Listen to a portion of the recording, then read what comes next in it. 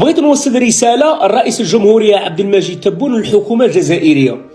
الكثير من الشباب الجزائري المتواجدين هنا في ديار الغربة عندهم مشكل تاع لارمي، الكارطة تاع لارمي، وراهم باغيين يجوا يشوفوا ماليهم، راهم باغيين يجوا يفوتوا رمضان في بلادهم مع باتهم ومع ماتهم مع خوتهم، بس راه كاين هذا المشكل هذا تاع العسكر.